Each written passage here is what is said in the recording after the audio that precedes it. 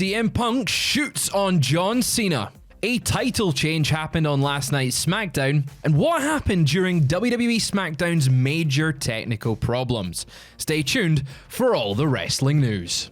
Last night's SmackDown in Saudi Arabia, it was actually a really strong show for a go-home show. It had more title matches than Night of Champions, which is on tonight. It had CM Punk. I mean, obviously, earlier in the day, he had apologized to Saudi Arabia. You can go and watch our video on that one. After getting nuclear booze straight to nuclear cheese, the second he goes, and I love this country and everything about it.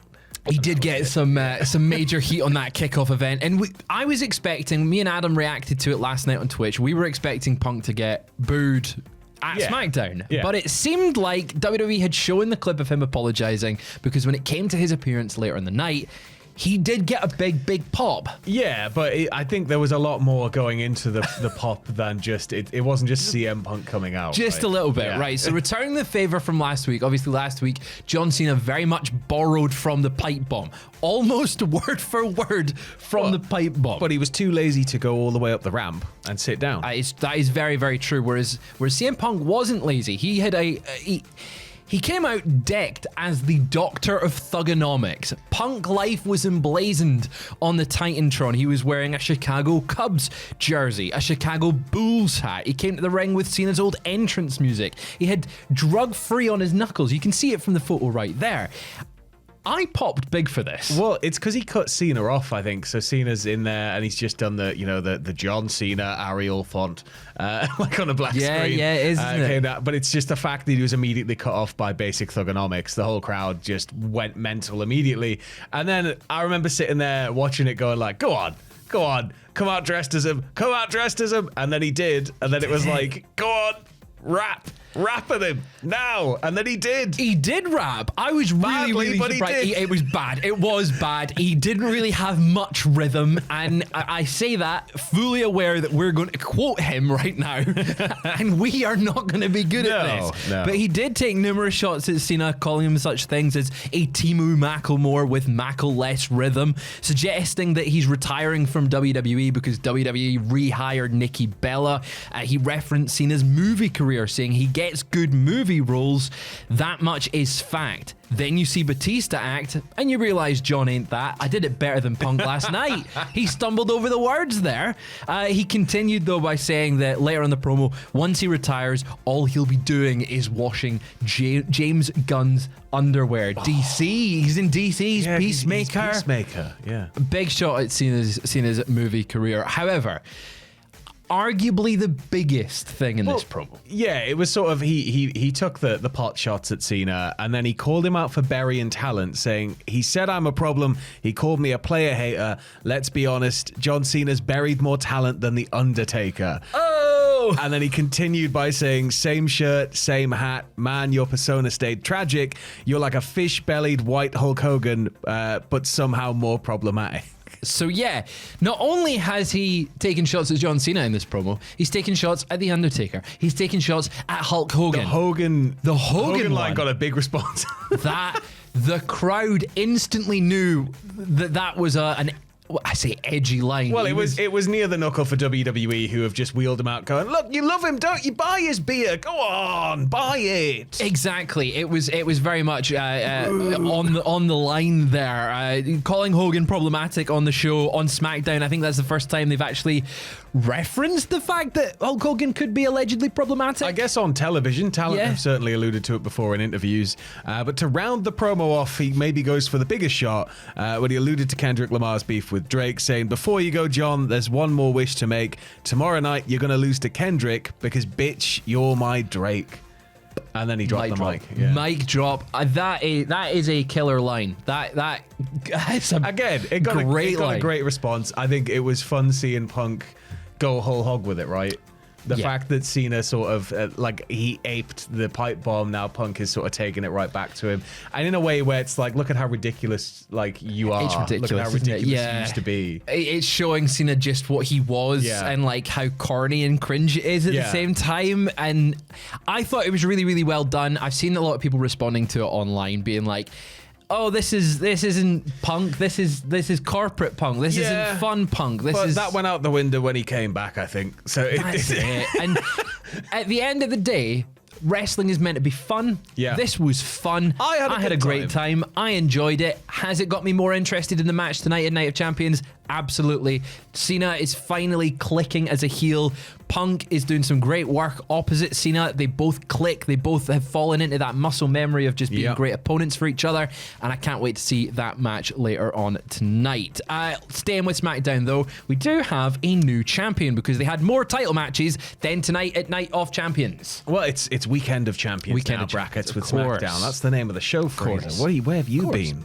But yeah, last night we had Zelina Vega defending the title against Julia and losing. So Julia is now the Women's United States champion, ending Vega's title reign. It's just 63 days. Very short reign. Is Rikishi going to be annoyed?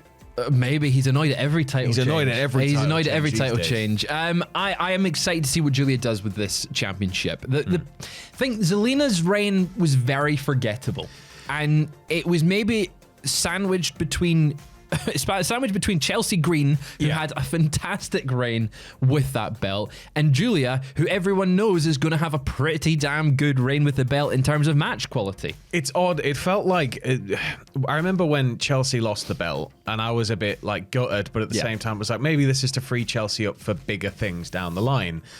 Maybe Chelsea doesn't really need the title right now, and we can sort of build to something bigger.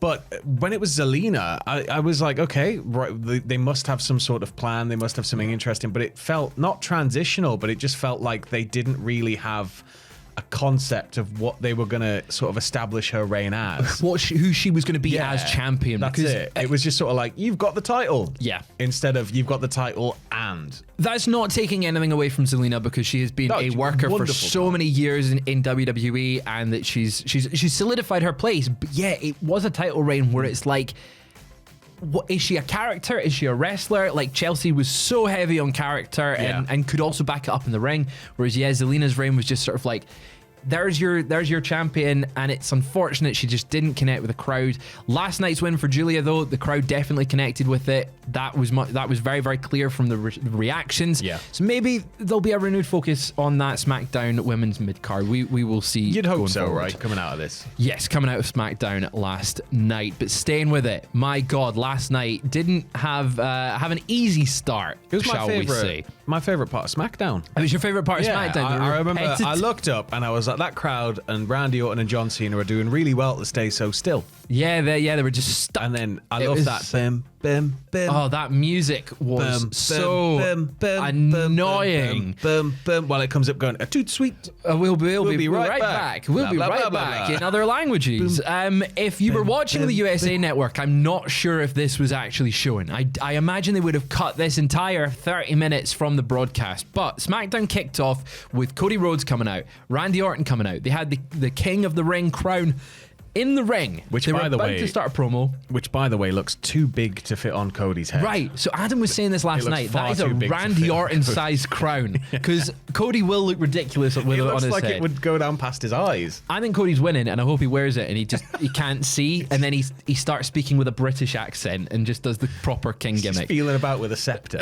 But when Randy Orton joined him in the ring, he went to cut a promo, and then the feed cut out, and we were stuck on the repetitive screen that you can see behind us just now for 36 minutes. It was just rinse and repeat of this non-stop, 30 odd minutes. We finally come back into SmackDown. Michael Cole and Wade Barrett apologized for the technical problems, but PW Insider has reported that it was a power outage in the building that cut all power to the gorilla position, the broadcast net, where they actually broadcast the show from. They lost control. They lost control of the show. Yeah, they lost all ability to do anything with it. So yeah, it just comes back to this shot of Cole and Wade just sat there, and Cole apologizing that the first face you're seeing is Wade's. Yeah. But it was sort of. I remember going, it'll be 5 minutes. It'll be fine. It'll be 10 minutes. It'll be fine. It'll be 15 minutes. It'll be fine. And then every time the loop would end and it would cut to black for a split second, I'd be like, oh no. And then it would come back up. Me and Adam were doing live reactions to it on Twitch last night. I tell you, that first 36 minutes was a long 36 minutes. It was lovely spending time with you all in the chat, but yes, it was a long 36 minutes of technical difficulties. But thanks to a fan in attendance, there has been reports as to what was going on in the stadium or the arena at the time. We saw Orton and Rhodes finish their segment, so that wasn't actually showing on screen, so we don't know what the promo was between them, but there was no physicality. Orton then, who at this point had been told of the issues, stayed around ringside, started chatting with the fans. There's a clip of him doing a yeet with the fans, which is always good fun for those in attendance.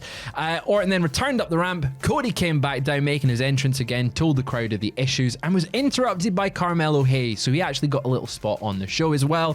He then got a Crossroads for his troubles, and that's essentially what happened. During the SmackDown cutout, it was stalled. They stalled nicely, and I think that, you can't really... I was sat there in my head angrily going, all that money in that part of the world, and this is happening now. This is happening. What's going on? But at the same time, these things do just happen. So the fact that they didn't just continue, I thought it was going to be one of those ones where they don't realize it's gone down until like they're halfway through a match, and it's like, oh no.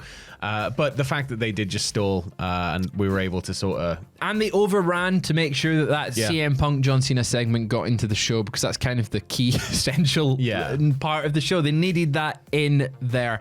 But tonight, Night of Champions, there's a lot of stuff. Now, Sam, can you show us your arm just now? Oh God. Let's see if it's so it's still purple. Still purple. This one is still purple. Now, if you want to find out my whole torso why is still purple, he is purple, have a look at this. All right, no time like the present.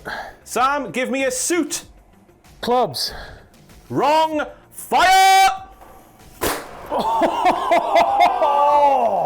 That is coming out later today on our Patreon, patreon.com/Cultaholic. Now, tonight, we've also got Night of Champions. I can still feel it, but yeah, we got Night of Champions. Yeah, we've got Night of Champions. He can still feel it. Night of Champions tonight, live reactions, 4 p.m. British summertime. Then we've also got What Happened At. We'll have WTF moments, all that good stuff. Check out patreon.com/Cultaholic, and we will see you later on.